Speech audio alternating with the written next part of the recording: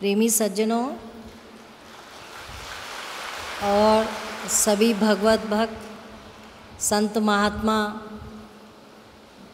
ज्ञान के प्रचारक और दूर दूर से आए हुए सभी भगवत भक्त, अभी जैसा श्री राजा जी ने बताया कि हम लोग गुरु पूर्णिमा और श्री भोले जी महाराज का जन्म दिवस मना रहे हैं। और कल से कई परसों से हम लोगों के कार्यक्रम चल रहे हैं। परसों सेवा दल की मीटिंग थी, कल भी सत्संग था और आज भी हम लोग 4 बजे तक यहाँ बैठे थे सब भक्तों के साथ।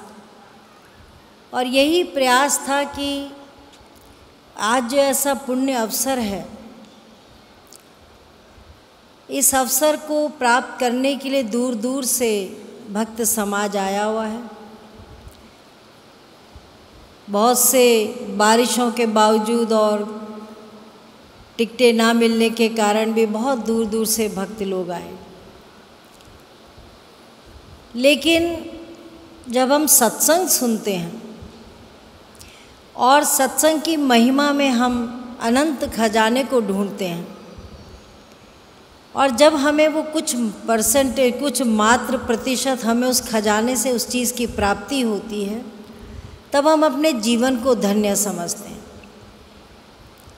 और ये प्रथम बार नहीं है, ये तो अनादिकाल से गुरु शिष्य परंपरा चली आ रही है। चाहे भगवान राम के त्रेता में हो, चाहे भगवान के द्वापर युग में हो, और चाहे कहीं भी किसी भी परिस्थिति में कोई भी धर्म को मानने वाला होगा, जब विपदा में आता है तो आकाश की तरफ देखता है कि हे भगवान, अपने अपने धर्मों के अनुसार अपने अपने इष्ट को पुकारता है। लेकिन क्योंकि हम लोगों का सबका जन्म एक ऐसे धर्म में हुआ है जहाँ की हर युग में, हर समय कोई ना कोई महान शक्ति किसी न किसी रूप में आई और अपने भक्त को ढूंढती हुई, संभालती हुई अपने उस भक्त को जीवन का, वो अध्यात्म का ज्ञान दे करके गई। इसीलिए संत कहते हैं कि गुरु गोविंद दो खड़े काके लागू पाए, बलियारी गुरु आपने जो गोविंद दियो बताए। आप देखो, भगवान भी खड़े होंगे तो आपको पहचानने में कठिनाई होगी, क्योंकि आप उनको पहचान नहीं सकते। लेकिन अगर गुरु महाराज अपने जीवन में बताते हैं कि ये इष्ट है, यही है जिसकी खोज हमने जीवन भर, हमें मानुष चोला मिला, तो हमें पहचानने में, जानने में आसानी हो जाती है।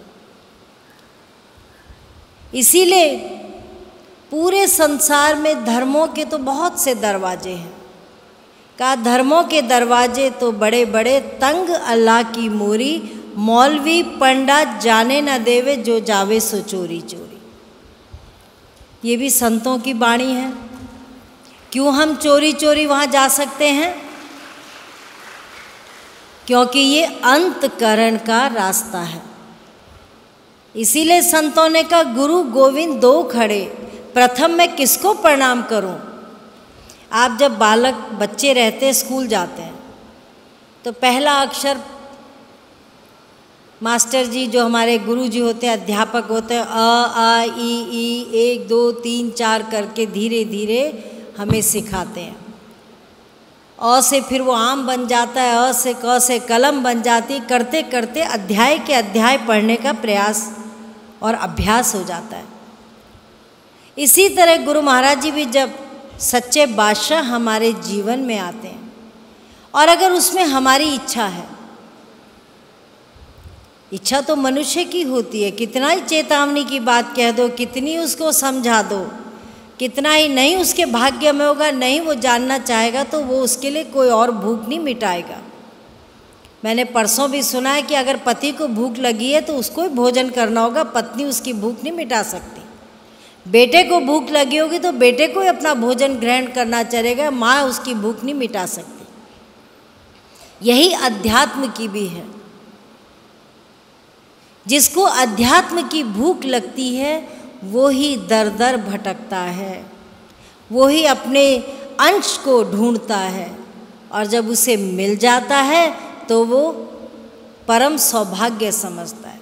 इसीलिए भगवान राम भी कहते हैं, जब भगवान राम वनवास गए तो आज मैं बाई जी लोग, महात्मा जी लोग दर्शनों के समय बैठे थे और आश्रम की बात चल रही थी कि आश्रम में जब कोई आता है बाहर से तो 3 दिन के लिए अपने दुख को भूल जाता है, और सच बात है। और दुख को कैसे भूलता है? क्योंकि एक लगन लगी है, सुबह दर्शन करने हैं, अभ्यास करना है, फिर सत्संग सुनना है। भूख भी कुछ को लग रही होगी, लेकिन फिर भी प्रयास करते हैं कि हम बैठे रहे सत्संग को सुने। और एकमात्र यही है कि सत्संग में बैठना है, सत्संग सुनना है, अपने जीवन को धन्य बनाना है, और प्रसाद ग्रहण करके फिर से सत्संग में बैठना है। और जैसे ही बसों का अनाउंसमेंट शुरू होती है, बसों की लाइन लगनी शुरू होती है, अपनी अपनी टिकटें देखते हैं, फिर यात्रा की तरफ ध्यान चले जाता है, फिर हम उस माहौल को भूल जाते हैं। तो अगस्त मुनि, जब भगवान अगस्त मुनि के आश्रम में जाते हैं तो अगस्त मुनि को कहते हैं कि अगस्त मुनि कितना सुंदर है आश्रम, और लक्ष्मण जी को कहते हैं कि लक्ष्मण, ये संतों की जो बेला है, ये संतों के जो आश्रम है, ये महान पुरुषों के जो ये स्थान है, यहाँ फल भी लगे हैं, सुंदरता भी है, मन की शांति भी है, बाहर की सुंदरता भी है, इसके सामने तो हमारा अयोध्या का महल कुछ भी नहीं है। तो लक्ष्मण अगस्त मुनि की तरफ देखते हैं और मुनि कहते हैं कि महाराज, ये संतों की भूमि है और इसी भूमि का प्रभाव है कि आज प्रभु आप इस द्वार पे आए हैं। मनुष्य चोले में थे, तो ये हमारा जीवन नहीं, जन्मों जन्मों का एक प्रभाव होता है, जन्मों जन्मों के हमारे पुण्यों की कमाई होती है, जो हमें सबसे पहले ये मनुष्य चोला मिलता है। और गुरु महाराज जी बड़े भाग्य से मिलते हैं कि जो जीवन में हमें उस अध्यात्म ज्ञान की सीख देते हैं, उस रास्ते में चलना सिखाते हैं, जो रास्ता हमें परम पद की ओर ले जाता है। नहीं तो संसार में, जैसे आपने अभी राज जी ने सत्संग सुना है कि संसार में आनंद तो बहुत लोगों को है। किसी को पिक्चर देखने में आनंद मिलता है, किसी को घूमने में आनंद मिलता है, किसी को अपने मित्र संबंधों के साथ मिलने में आनंद मिलता है। पर जो सच्चा भक्त होता है उसको कब आनंद मिलता है? जब उसका अपने इष्ट से मिलन हो जाता है।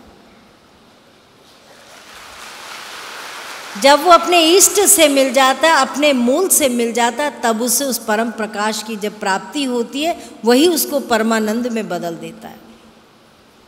और इसी का हम सब प्रयास करते हैं कि ये जीव जब इसमें मनुष्य चोला मिला है तो क्यों मिला है,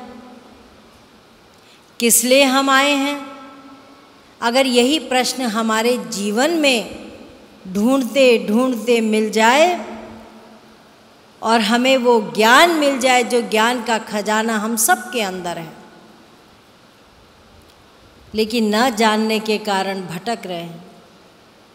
जिस तरह गोताखार जब समुद्र में जाता है तो सीप समुद्र की तलहटी में होती है, और उस तलहटी से उस सीप को खोलता है तो उसमें मोती मिलता है। इसी तरह संतों ने भी कहा कि सत्संग रूपी सागर में जाकर के वो ज्ञान रूपी सीप, और उस सीप के अंदर जो मोती है वही हमारे जीवन को धन्य बना देती है। नहीं तो देखो 50 साल 60 साल, आज कई माताएं दर्शनों में थी 90 साल, कल भी मैंने सुनाया 90 साल की माताएं के अंदर उत्साह है कि हम जाएं, पता नहीं कौन सी घड़ी कहाँ अटकी हुई है सांस, लेकिन जाकर के दर्शन करेंगे, सत्संग सुनेंगे तो घर जाके वो याद रहेगी। और वही याद जो है हमें हमारे जीवन को बदल देती है।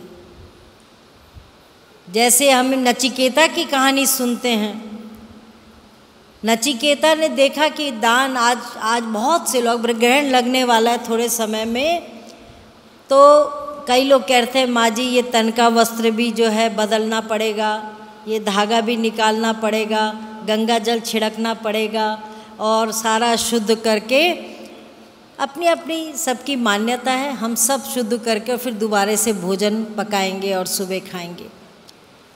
लेकिन जो पेट में चला गया है उसको कैसे निकालेंगे?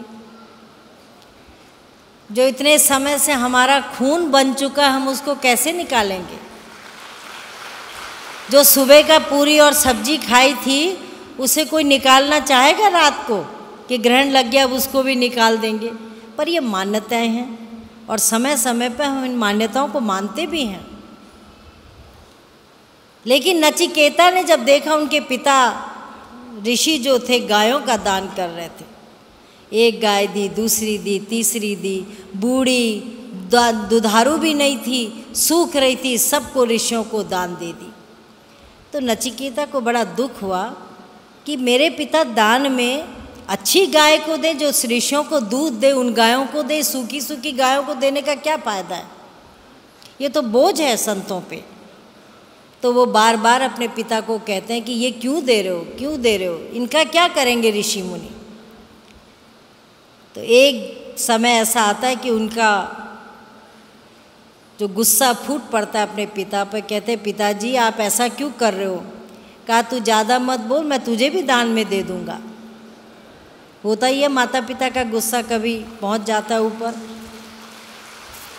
जब कभी बच्चे अच्छी बात करते हैं तो माता पिता को भी गुस्सा चढ़ जाता है, जो माता पिता सुनना नहीं चाहते। कहा मैं तुझे भी दान में दे दूंगा। कहा दे दो मुझे दान में। किसको दोगे मुझे? कहा यमराज को मैं तुझे दान में देता हूँ। कोई अपनी संतान को जीते जी यमराज को दान में देगा? लेकिन क्रोध के कारण ऋषि बोल पड़े कि मैं नचिकेता तुझे भी यमराज को दान में दे रहा हूँ। और ठान ली, जब तुमने मुझे दान में दे ही दिया तो मैं अब एक पल यहाँ नहीं रहूँगा, मैं तो दास बन गया हूँ अब यमराज का। कई माताएं आती है, माता जी हमारा बच्चा बहुत शैतान है, इसको 1 महीना आश्रम में रख लो। मैंने कहा आश्रम में क्यों रखेंगे? जब शैतान है तब तुम मुझे दे रहे हो, जब अच्छा कमाओ बेटा उसको नहीं दोगे, उसको तो घर में रखेंगे।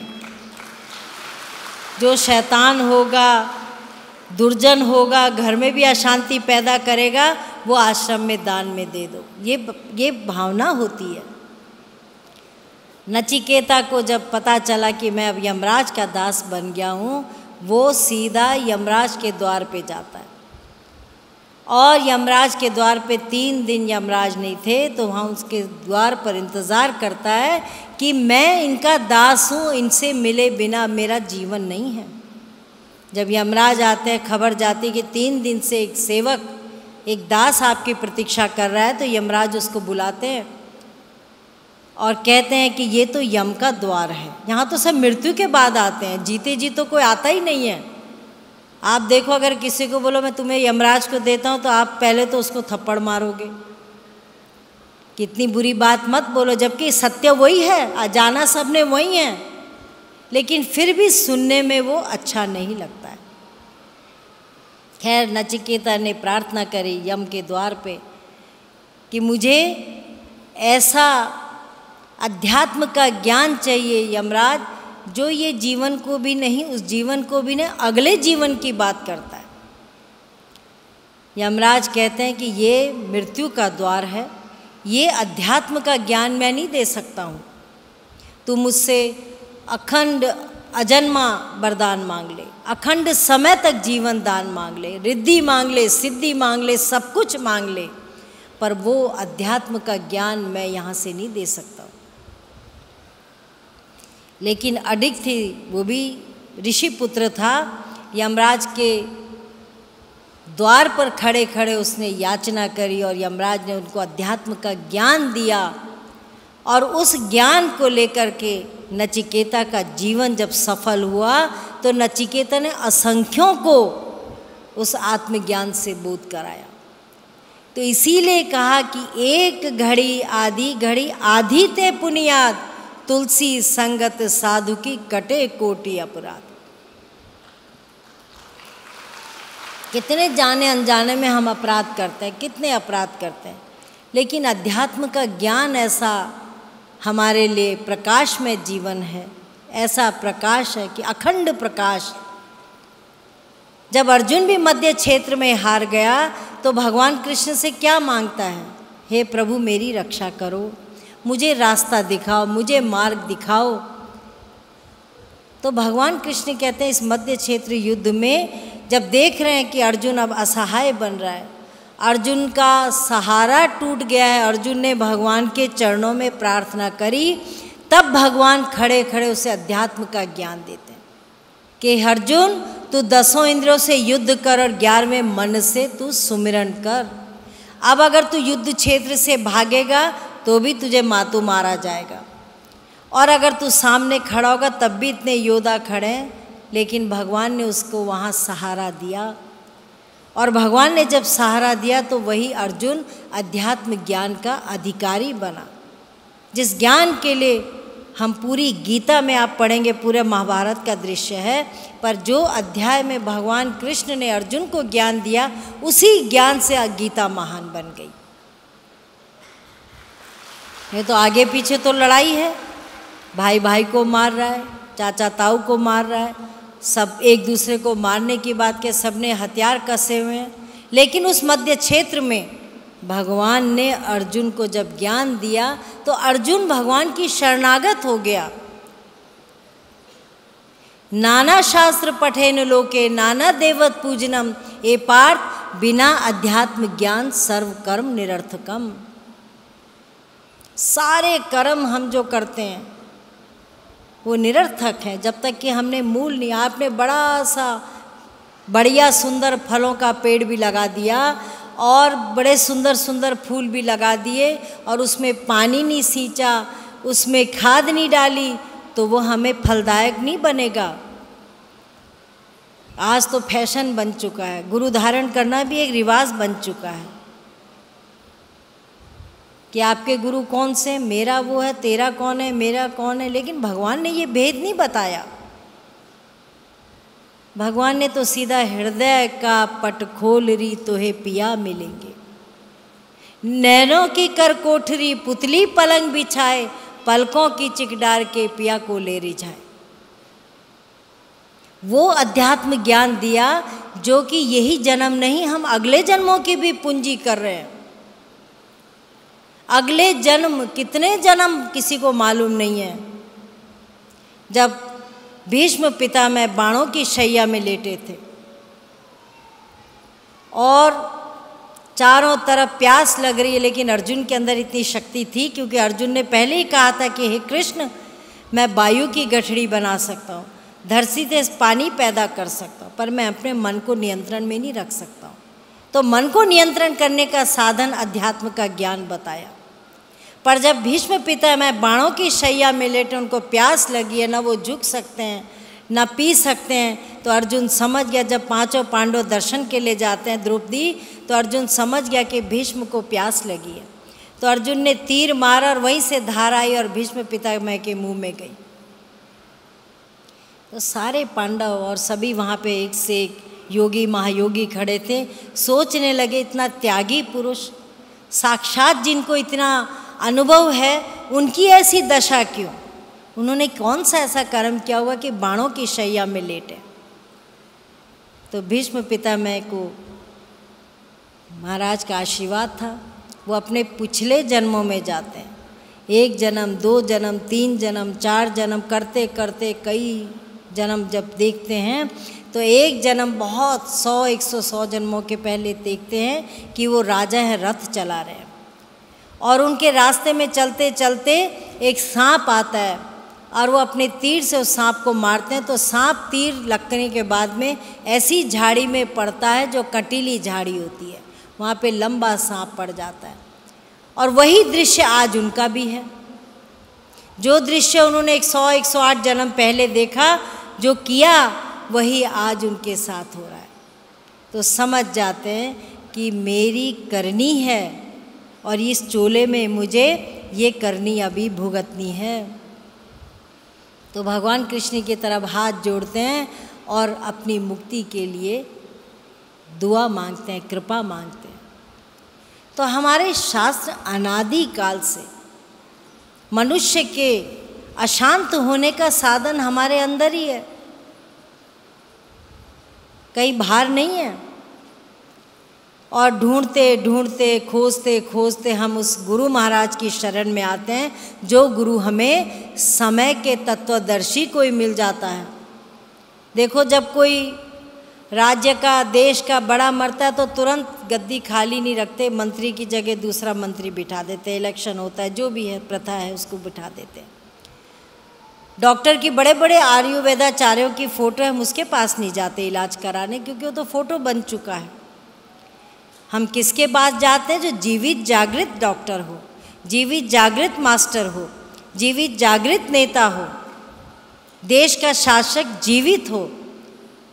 और भगवान के लिए हम सोचते हैं कि हम चित्र के आगे रोने लगेंगे और भगवान हमारे आएंगे और हमारा हाथ पकड़ के हमें हमारी रक्षा करेगा। लेकिन आदि कोई भी, सतयुग हो, त्रेता हो, द्वापर हो और कली काल में भगवान ने कहा कलयुग केवल नाम आधारा, सुमर सुमर नर उतरहि पारा। इससे स्पष्ट बात कही महान पुरुषों ने नहीं कही। जिन खोजा तिन पाइयाँ गहरे पानी पैठ, मैं बावरी ढूंढन गई रही किनारे बैठ। प्यास तो बहुत लगी है, लेकिन दूर नदी से सोच रहे हैं कि अब पानी हमारे मुंह तक आएगा। ये असंभव है। इसीलिए सत्संग में जाया जाता है, सत्संग सुना जाता है कि कहीं ना कहीं अगर मन में कुछ लगन होगी तो उस सत्संग से हमें बल मिलेगा। और जब बल मिल जाएगा, हमें सत्संग का साथ मिल जाएगा, तो वही हमारे जीवन को इधर से उधर कर देगा। गुरु नानक देव जी भी एक व्यापारी का पुत्र था, व्यापार करते थे। एक दिन वैराग्य उठा, 1 2 3 4 5 6 7 8 9 10 11 12 और 13 में कहा, ध्यान बदल गया कि जब तेरा ही सब कुछ है तो मेरा क्या है, और वो कौन है तेरा। चले गए, ढूंढते रहे। और नानक देव जी देखते हैं कि जब खोज में जाते हैं तो देखते हैं कुछ भाई लोग, माता लोग धान लगा रहे हैं। उनकी एक ही लगन थी कि रब कहाँ मिलेगा, रब कहाँ मिलेगा, वो इष्ट कहाँ मिलेगा जो तेरा है, जो मेरा भी नहीं है। जो तेरा है, ये शरीर भी मेरा नहीं हो, तेरा कहाँ मिलेगा, वो रब कहाँ मिलेगा। तो चलते चलते कभी आप प्रश्न करते हैं तो कोई चलते चलते उत्तर दे देता है, लेकिन आपकी सोच होती है उस उत्तर को आप समझ जाते हैं। तो वहाँ माताएं धन लगा रहे थे, तो कहा बेटा धान की जो पौध होती है इधर से निकाल के हम उधर लगाते हैं। जो धान बोते हों उनको पता है, पानी में से हम पौध निकालते हैं, दूसरी जगह लगा देते हैं। तो उन्होंने यही इशारा किया कि जैसे पौध है इधर से लगाए और उधर लगाए। उन्होंने तो किस रूप में कहा होगा, गुरु नानक देव जी समझ कर खोजने लगे कि इस मन को इधर से लगा हटा करके मुझे उधर लगाना है, और वही मुझे रब की प्राप्ति दिलाएगा। तो भगवान के लिए हम क्यों ढूंढते हैं, इस मनुष्य चोले में भगवान की क्यों खोज करते हैं? क्योंकि भगवान ने कहीं ना कहीं हमें अपना अंशी बना करके संसार में भेजा है, और जो अंशी है उस अंशी से मिलने का ही ये एक चोला मिला है, जिस चोले में हम अपने जीवन को, इस जीवन को भी धन्य बना सकते हैं और आने वाले जीवन के लिए भी हम एक पूंजी। देखो सब कुछ यहीं रह जाएगा। बड़े बड़े कलाकार आए, बड़े बड़े संगीत के मास्टर आए, हजारों लोगों को सम्मोहित कर देते थे, लेकिन जाते टाइम खाली हाथ संसार से चले गए। बड़े बड़े राजा महाराजा आए, जाते टाइम खाली हाथ चले गए। लेकिन कौन सी ऐसी पूंजी है जो हमारे साथ जाएगी? मुट्ठी बांधा आया जगत में, हाथ पसारे चले जाना। लेकिन जाते टाइम कम से कम इतनी कमाई तो कर जाएं कि हमारा वहाँ भी एक खाता खुला हो सेवा का, वहाँ भी एक खाता खुला हो भक्ति का, और उसी भक्ति के अनुसार हमारे पाप और पुण्य के तराजू में हमें उसी के अनुसार हमें फल मिलेगा। जब पांचों भाई स्वर्ग आरोहण के लिए गए तो युधिष्ठिर धर्म के प्रतीक थे, और जब वो थोड़ा सा उनके भाग्य में नरक में जाना था, तो स्वर्ग जाने से पहले उनके साथियों ने कहा पहले आपको नरक के रास्ते ले जाएंगे। जब वो नरक में खड़े थे, बड़े हाहाकार नरकवासी कर रहे हैं, पीड़ा से वेदना से चिल्ला रहे हैं, लेकिन जब तक युधिष्ठिर खड़े रहे वो शांत हो गए। और जब युधिष्ठिर स्वर्ग की ओर जाने लगे तो उन्होंने कहा आप रुक जाओ युधिष्ठिर, आपके खड़े होने से हम लोगों का दर्द, हम लोगों की वेदना, हम लोगों का दुख कम हो गया है, तो हे युधिष्ठिर महाराज आप यहीं खड़े रहो। तो एक पुण्य काम करतर कितनों का भला कर देता है, कितनों का भला। ऐसा नहीं है कि वो अपने निस्वार्थ के लिए करता है। अभी सुबह से आज बहुत सी चिट्ठियाँ आ रही हैं, बहुत से हमारे महात्मा भाइयों के पास में। अब कल बैठेंगे, कल मीटिंग होगी कि कहाँ हम कार्यक्रम दे, सबको सूचना मिलेगी। सब कह रहे हमारी भूमि में एक बार आ जाओ। कोई गांव बुला रहा है, कोई कहीं बुला रहा है, कोई शहरों में बुला रहा है, कोई राजस्थान बुला रहा है, कोई मध्य प्रदेश बुला रहा है कि एक बार हमारी भूमि में सत्संग कर दो। एक प्रयास कर रहा है, प्रार्थना एक ने करी, 10 ने करी, 100 ने करी, 300 लोग एक एक गांव से आए हुए कि हम प्रयास करेंगे, प्रार्थना करेंगे तो हमारी प्रार्थना स्वीकार होगी। प्रार्थना तो वो करेंगे पर हित कितनों का होगा? सारे समाज का हित हो जाएगा। सत्संग सुनेंगे, उस भूमि में पवित्रता आएगी और हृदय में भी पवित्रता आएगी। उस पवित्रता से हम अपने जीवन को धन्य बना सकते हैं, और यही जीवन का सार है। सार भी ये, जब दुख पड़ता है तो फट डॉक्टर के पास जाते हैं, जब मन अशांत होता है तो भगवान की फोटो के पास जाते हैं। हे भगवान हमें शांति दे, हे भगवान हमें मुक्ति का रास्ता बता, हे भगवान हमारे अंदर मुंह में भोजन भी तू ही डाल दे। नहीं, प्रयास तो करना पड़ेगा। कर से कर्म करो विधि नाना, मन राखो जहाँ कृपा निधाना। कर से कर्म करो विधि नाना, कर से तो कर्म करो। घर से यहाँ तक आए हो तो यहाँ के सुख को, यहाँ के अनुभव को, यहाँ के आनंद को आप ले रहे हैं। अगर घर में हाथ पे हाथ बैठ जाते तो इतनी तो संजय की जो दूरदृष्टि थी, इतनी आज किसी की है नहीं। धृतराष्ट्र को संजय सारा युद्ध का सुना रहे हैं कि ऐसा हो गया, ऐसा हो गया, सारा युद्ध का धृतराष्ट्र को सुना रहे हैं, क्योंकि आँख तो नहीं देख पा रहे। तो आज कलिकाल में ऐसी दूरदृष्टि नहीं है, लेकिन हृदय से हम अपने को प्रकाश में बना सकते हैं, उस मन को सुमिरन में लगा सकते हैं। इसीलिए कर से कर्म करो विधि नाना। आप लोग जब श्री महाराज जी का सत्संग पढ़ते होंगे तो श्री महाराज जी उस समय, आज भी समय स्थिति अलग है, पर तब इतना साधन नहीं था, और खेतों में जाके, गांव में जा के, कई बार मैं सुनाती भी हूँ तो वो सत्संग सुनाते थे और सोचते थे एटा मैनपुरी, इधर यूपी राजस्थान के गांव में गर्मी बहुत होती है और खेती हार होते थे, खेत में काम नहीं करेंगे तो खाएंगे क्या। तो कहते थे तुम सब खेती करो और शाम को जब तुम घर पहुंचोगे मैं तुम्हें सत्संग सुनाऊंगा। और कहीं कहीं तो भक्तों का अनुभव है कि चलते चलते वो हल चला रहे हैं भगत लोग, और श्री महाराज जी चलते चलते उनको सत्संग सुना रहे हैं कि एक पल भी जीवन का व्यर्थ न हो, एक पल भी, एक पल भी, एक सांस भी जो है व्यर्थ न जाए। चलते फिरते हरि का नाम, अध्यात्म का ज्ञान, सत्संग को सुनो तो कहीं ना कहीं अपने जीवन को हम बदल सकते हैं। ऐसी भावना अगर भक्त की हो जाए, और आज आवश्यकता है। चाणक्य की कहानी आती है, चाणक्य के दरबार में एक जाते हैं तो देखते हैं चाणक्य जी बात कर रहे हैं उनसे। चाणक्य की नीति बहुत बढ़िया नीति थी, वो जीवन को एक लेसन, एक पाठ पढ़ाने वाली नीति थी। तभी आज कहते, अभी तक कहते कि चाणक्य नीति को समझ जाओ तो तुम अच्छे शासक बन सकते हो। तो चाणक्य की नीति क्या थी? वो व्यक्ति बैठा है, सुन रहा है, समझ रहा है, देख रहा है, और जब तक चाणक्य अपना काम कर रहे थे तब तक उन्होंने एक दीपक जलाया, और जैसे ही उनका अपना काम शुरू हुआ, उससे वार्तालाप शुरू हुआ, उन्होंने वो दीपक बंद कर दिया और दूसरा तेल का दीपक शुरू कर दिया। तो उनके मित्र कहने लगे, ये क्या है, तुमने दूसरा दीपक क्यों जलाया, वो तो अच्छा चल रहा था। कहा देखो, उस समय मैं अपने गुरु महाराज का काम कर रहा था तो वो दीपक उनके तेल का था, और ये अब मैं अपना काम कर रहा हूँ तो मैं अपनी पूंजी का दीपक जला रहा हूँ। कितनी बड़ी सोच। आज अगर वही सोच आ जाए तो निस्वार्थ भाव से हम अध्यात्म में लग जाएं तो हमारा भी कल्याण होगा और कितने ही लोगों का कल्याण होगा। अभी राजा जी हॉस्पिटल की बात बता रहे थे, मैं रोज़ पूछती रहती हूँ।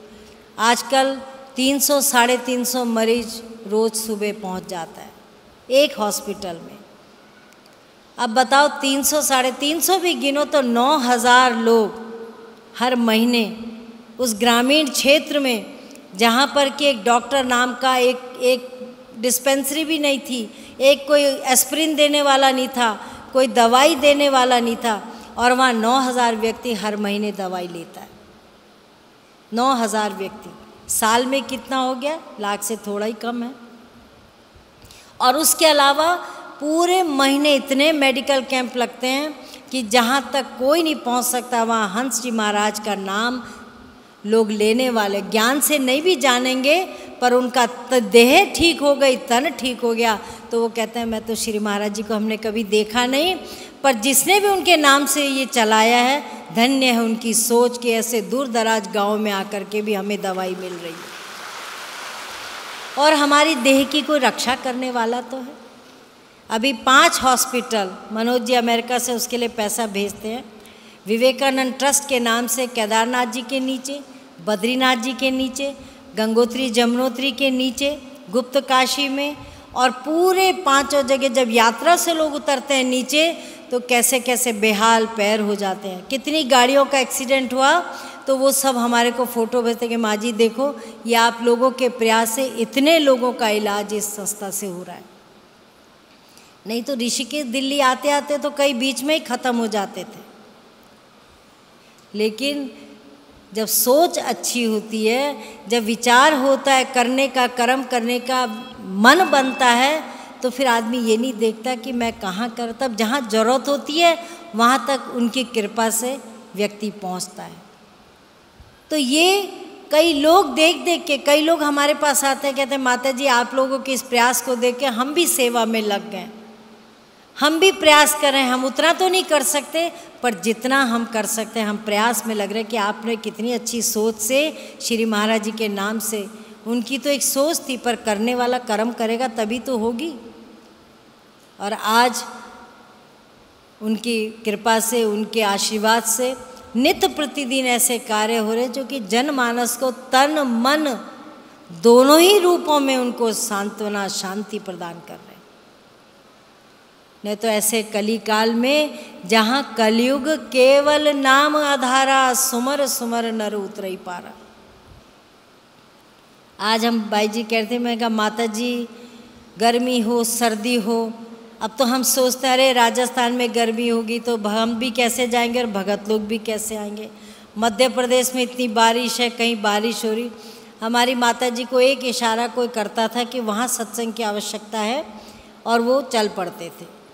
तब एयर कंडीशन गाड़ियाँ नहीं थी, तब कोई सुविधा नहीं थी, लेकिन रात 2-2 बजे हम भी उनके साथ जब जाते थे, 2 बज जाते थे, 3 बज जाते थे, सत्संग धारा प्रवाह सत्संग ही होता था। सत्संग में ही उनको जीवन लगता था कि इसका जीवन दान मिल गया, जिसको सत्संग मिल गया, सत्संग से इसके अंदर जागृति आएगी और ये ढूंढेगा। और जिन खोजा तिन पाइयाँ गहरे पानी पर, जब खोजना शुरू करोगे तो कहीं ना कहीं आधार जरूर मिलेगा। तो आज हम सब लोग भाग्यशाली हैं कि हमें ऐसे पुण्य अवसर पर, गुरु महाराज जी के गुरु पूर्णिमा पर हम यही वचन लेकर के जाएं। देखो मालिक को कुछ नहीं चाहिए होता है। आप लोग क्या कर सकते हैं, क्या सेवा कर सकते हैं? प्रचार को, ज्ञान प्रचार में सहयोग कर सकते हैं। जैसे आप जब अशांत थे, किसी और ने आपको शांति का रास्ता बताया, आप भी किसी अशांत आत्मा को शांति का रास्ता बता सकते हैं। किसी के जीवन में आप बैसाखी बन सकते हैं, किसी अशांत अतृप्त शरीर को, आत्मा को आप एक जीवन दान दे सकते हैं। यही सच्चा धर्म है। इसीलिए सुबह से शाम घंटी बजा देंगे, पर ध्यान कहाँ है? बहू क्या कर रही होगी, सास क्या कर रही होगी, भाई क्या कर रहा होगा, बच्चे क्या कर रहे होंगे। मन तो भटक रहा है, चारों दिशाओं में भटक रहा है, पर उसको नियंत्रण का साधन, जैसे भगवान कृष्ण ने अर्जुन को बताया, अर्जुन भी यही प्रार्थना करता है कि हे कृष्ण, इस चंचल मन को नियंत्रण करने का साधन क्या है। और भगवान उससे अध्यात्म का ज्ञान देते हैं। चाहे कोई भी हमारे गुरु नानक देव जी हों, हमारे कोई भी हों, भगवान राम आए मनुष्य शरीर में थे, उन्होंने भी कहा कि अयोध्या वासियों, औरों एक सुगुप्त मत सबों कहो कर जोर, शंकर भजन बिना नर भक्ति न पावई मोर। और भगवान शंकर भी अब ये सावन जो है हमें नित्य प्रतिदिन पल पल, अभी कितना अच्छा भजन सुना रहे थे, और रात दिन भजन गाते रहेंगे। लेकिन वो महामंत्र जो जपत महेशु, काशी मुक्ति हेतु उपदेशु, वो कौन सा महामंत्र था जो भगवान ने जिसका सुमरण किया? जो जपत महेशु, काशी मुक्ति हेतु उपदेशु। आज भी वो काशी वही है, आज भी वो भगवान कंकर कंकर में शंकर है। तो वो कृपा मनुष्य चोले में हमें समझनी चाहिए। और जिस तरीके से हम अपने सत्संग के द्वारा, सेवा के द्वारा, और यही सेवा है कि हम एक से, अगर मोमबत्ती की तरह दिवाली में देखते हैं तो एक दीपक से हम असंख्य दीपक जलाते हैं, असंख्य। ऐसे ही अशांत, अतृप्त और अंधेरे दीपकों को हम जला सकते हैं। वो हम कर सकते हैं, वो कर्म हम कर सकते हैं, और उसमें हमें भी सुख मिलेगा। कभी अपने स्वार्थ के लिए मत मांगो आशीर्वाद, मांगो तो सबके लिए मांगो। सर्वजन सुखी रहे, सर्वजन के हित की बात करो। इसीलिए संत महात्मा आते हैं और संत महात्मा उसी रास्ते में आपको जनाते हैं, जिस रास्ते से हम चल कर के आप भी जप सकते हैं और औरों को भी जपा सकते हैं। अब थोड़ी देर में ग्रहण का प्रभाव शुरू हो जाएगा, तो उस प्रभाव को कम करने के लिए मैं 3 दिन से सुना रही हूँ, यहाँ बैठ कर के भजन करना, यहाँ बैठ कर के अभ्यास करना। साधु संत भी तैयार हैं कि हम भी बैठेंगे और भजन सुमरन करना। कहीं भूला भटका, कहीं भूल भी गया होगा तो प्रयास करने से, अनुभव करने से आपको और भी प्रगति और उन्नति मिलेगी। तो प्रभाव भी, जब अपना ही घर रोशनी से भरपूर होगा तो अंधेरा वहाँ घुस नहीं सकता है। इसीलिए जब आप जाएं, जैसे जैसे सबको तारीख मिलेगी, उस क्षेत्र के भक्त लोग, बहुत कठिन प्रयास करना पड़ेगा। आप जपे औरों को जपावे, नानक निश्चय मुक्ति पावे। निश्चय मुक्ति मिलेगी। आप भी जागेंगे और औरों को जपाने का भी प्रयास करेंगे। तो जहाँ जहाँ सत्संग की, अभी महात्मा जी, बाई जी लोग बताएंगे, जहाँ जहाँ आपको तारीख मिलेगी, कर्मठता से, एकता से, लगन से, अपना स्वार्थ नहीं समझना, सारे समाज का हित समझ करके प्रयास करना और सत्संग का आयोजन करना। और उस आयोजन में आप देखना कितनी गुरु महाराज की बरकत होती है।